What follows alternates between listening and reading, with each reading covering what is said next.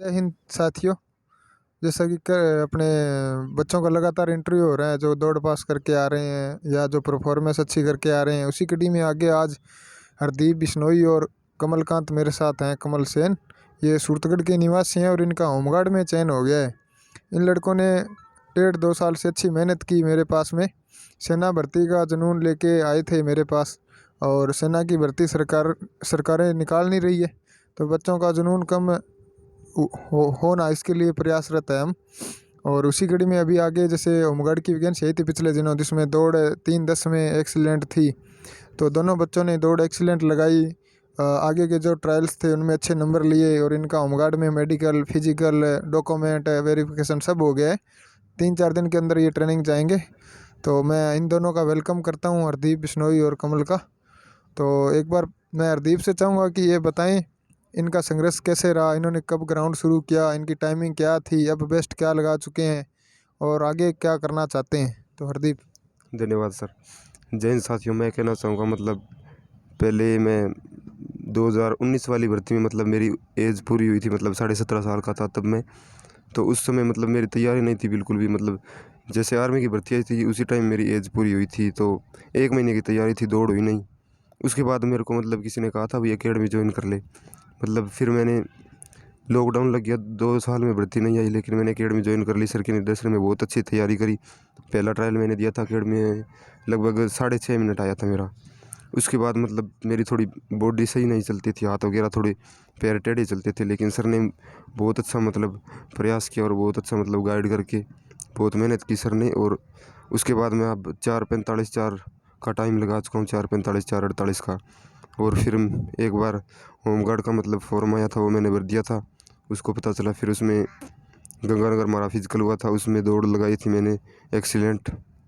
1 kilometre का trial था, उसमें मैंने 2:50 के आसपास लगा दी थी। तो उसमें हो गया फाइनल डॉक्यूमेंट वगैरह सब।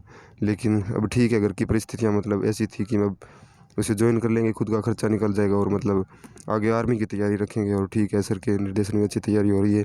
और बहुत बहुत धन्यवाद सर का जो बोलने का मौका दिया। जय। हरदीप ने जैसे आपको बताया कि इनकी टाइमिंग पहले 6:45 के करीब आई थी और अभी 4:45 लगा दी है। काफ़ी कंपटीशन भी जीते हैं आपने, एकेडमी को मेडल भी ला के दिए हैं। कितने कंपटीशन में आपके मेडल आए हैं? लगभग सर 15 के आसपास होंगे। हाँ, सूखा चलता है, अपने सूखा को भी मैं लेके आऊँगा। वो 4:20 के करीब लगा चुका है, 4:22 के करीब। और उन्हीं के ग्रुप में हरदीप तैयारी करता है। तो अभी आगे कमल से पूछेंगे उनका क्या संघर्ष रहा। तो कमल से। धन्यवाद सर। सर मैं इतना ही कहना चाहूँगा कि जब मैंने 12th की थी, तो 12th के बाद में मेरा एक ही सपना था कि आर्मी में लगूँगा। तो मैंने सबसे पहले सलीम सर के एकेडमी ज्वाइन की। तो मेरी जब फर्स्ट टाइम जब यहाँ पे आई थी, मेरी थी 6 मिनट। 6 मिनट से मैंने, सर ने बहुत बोला कि सर मेरे को तैयारी करनी है आर्मी में ज्वाइन होने। तो सर ने संघर्ष किया और मेरे लास्ट टाइम यहाँ पे आया था 5 मिनट 5 मिनट निकाल के मैं यहाँ से उसके बाद में लॉकडाउन लग गया। भर्ती की बहुत इंतज़ार किया पर भर्ती नहीं आई। तो इसके बावजूद मैंने तैयारी छोड़ दी थी। एक बार घर की परिस्थिति ख़राब थी, इसलिए मैंने तैयारी छोड़ दी। और उसके बाद में होमगार्ड का फॉर्म जारी हुआ, तो मैंने उसमें भराया। तो उसका भी इंतज़ार करते करते मैंने तैयारी करता रहा। फिर भी साल हो गया, भर्ती नहीं आई होमगार्ड की भी, तो मैंने उसकी भी तैयारी छोड़ दी। तो लास्ट में पता लगा कि होमगार्ड की भर्ती आई है, निकल चुकी है उसकी भर्ती। तो मैंने उसके बाद में 7 एक दिन मेरे पास रहे थे। उस टाइम मैंने तैयारी स्टार्ट की वापस। मैंने सोचा कि स्टार्ट करनी पड़ेगी। तो स्टार्ट करने के बाद में सर ज़्यादा कुछ नहीं था, टाइमिंग शरीर बहुत तंग हुआ। 1 साल की तैयारी छोड़ी हुई थी मेरी। तो उसके बाद मैं वहाँ पे गया तो बहुत जुनून था कि मार दूँगा, पर एक्सीलेंट के लगभग लग गई मेरी। तो उसके बाद में एक्सीलेंट लगी तो परिस्थितियाँ भी ख़राब थी। बाद में घर वाले भी बहुत खुश हुए। सलीम सर का भी योगदान था कि तैयारी की हुई थी, कराई हुई थी, तो मैंने दौड़ पास कर दी। और उसके बाद में जैसे कि अब पता लगा कि आगे तैयारी करेंगे, और जुनून बढ़ गया और एक रास्ता मिल गया तैयारी करने का। तो अब घर वालों का शौक़ मिल गया कि अब तू तैयारी कर सकता है। तो उसके बाद में तो पापा और घर पे सभी बोलते थे क्या ये तैयारी है, लॉकडाउन लग रहे हैं, काम करो, ये करो। बहुत ज़्यादा परिस्थिति ख़राब थी। अब तो घर वाले भी बोल रहे हैं कि कोई ना, आगे बढ़ो, तैयारी करो। अब मेरा आर्मी का सपना है, तो आर्मी की तैयारी करूँगा, जुनून है आर्मी का। तो अब तैयारी स्टार्ट की है। सलीम सर के पास वापस आए हैं, बोला है कि हमें तैयारी कराओ, और इनका मतलब योगदान बहुत ज़्यादा था मेरे पास कि हमें तैयारी कराई, हमारा टाइम टूटा। और बस सर इतना ही बोलना चाहूँगा। धन्यवाद, कमल ने पूरा अच्छे से बताया। तो दोस्तों, परिस्थितियाँ आती जाती रहती हैं, और जैसे कि लगभग 3 साल हो गए, 2019 के बाद वैकेंसी नहीं आ रही, फिर भी दोनों ने बताया भर्ती का इंतज़ार था। अगर मान लो ये बिल्कुल ही शून्य हो जाते, छोड़ छाड़ के अनफिट हो जाते, तो ये आज चयनित नहीं होते। तो मैं यही कहना चाहूँगा कि इन दोनों से सीखने को एक ही बात मिलती है कि प्रयास करते रहना है। भर्तियाँ आएंगी, आर्मी की भी आएगी, टीए की भी आएगी। टीए में भी वैकेंसी नहीं आई है, तो आप अपनी तैयारी जारी रखें। इन्हीं लिए, इसके लिए मैं इनको सामने लेके आया था। एकेडमी से 5-6 युवाओं का होमगार्ड में चयन हुआ है। रमेश है, सुनील है, हरदीप है, कमल है, ऐसे ही। तो उन सभी को मैं लेके आऊँगा, और सभी की अलग अलग परिस्थितियाँ होती है। कमल को तैयारी बंद करनी पड़ी क्योंकि घर में बहुत दिक्कतें हो गई थी, काम करना पड़ा। फिर भी ये दौड़ना इसने छोड़ा नहीं। वैकेंसी आई तो एक्सीलेंट थी, इसलिए इनका चयन हो गया। उसमें 30 नंबर का फिजिकल था, प्रमाण पत्रों के भी नंबर थे। किसी के एनसीसी है तो उसके अलग नंबर हैं, आरएससीआईटी के अलग नंबर हैं।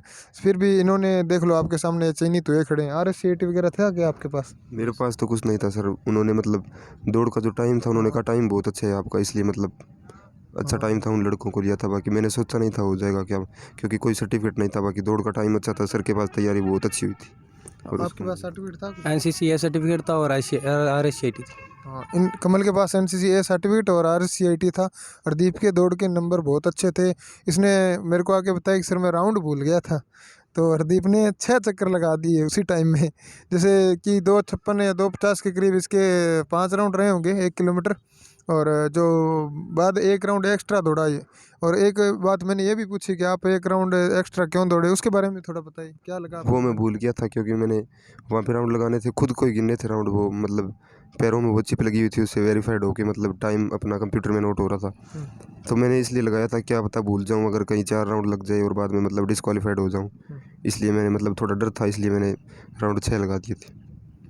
आपने बहुत अच्छा किया हरदीप। कई बार क्या होता है कि अपने राउंड मार के रुक जाते हैं। जैसे मेरे एक दोस्त हैं, मैं उनका नाम तो नहीं लूँगा, लेकिन वो उनके 12.5 राउंड थे, तो वो 11 राउंड लगा के बैठ गए।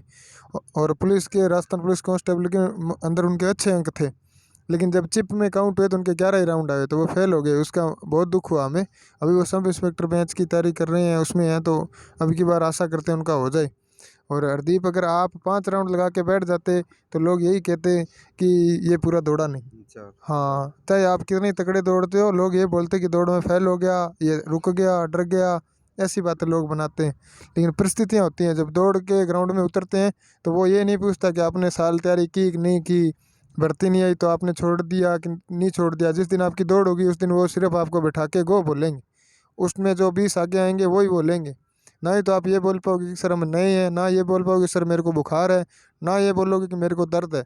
वहाँ सिर्फ यही सुनने को मिलेगा कि आओ, बैठो और गो।